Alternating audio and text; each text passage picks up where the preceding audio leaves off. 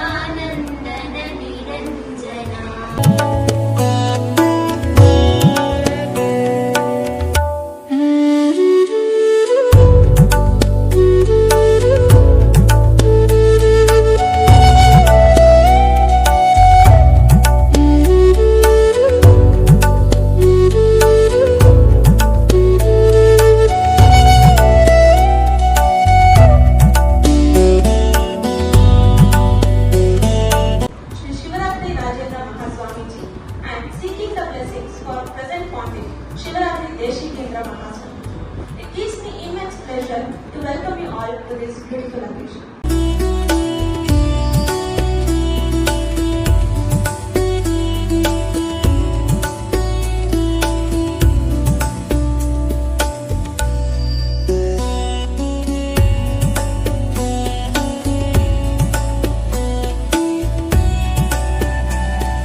It's National Science Day.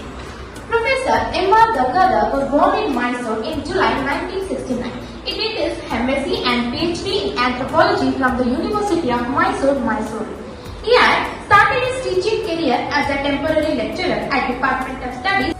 This special day is observed in India normally on February 28th to commemorate the discovery of Raman effect.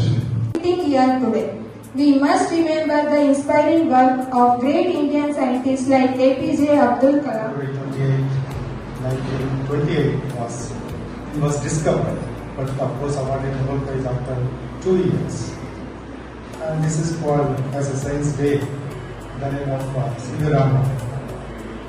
Science Day to improve science and technology in the country. Science is one of the greatest achievements of human intelligence. From discovering electricity to inventing computers, science has completely transformed the way we live.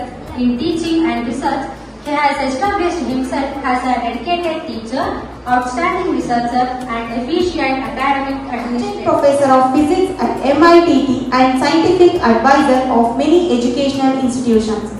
In order to promote and popularize basic science among school and college students, he has started to serve in the field of science education.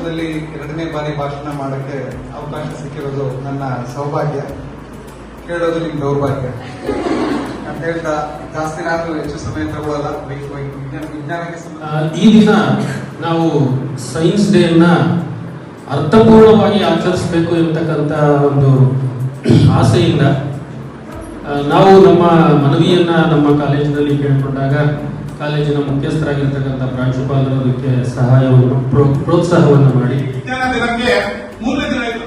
ಇದರ ವಿಜ್ಞಾನ ದಿನದ ಅಂಗವಾಗಿ 3 ದಿನ ಕಾರ್ಯಕ್ರಮವನ್ನು ಮಾಡಿಕೊಂಡಿದ್ದೇವೆ.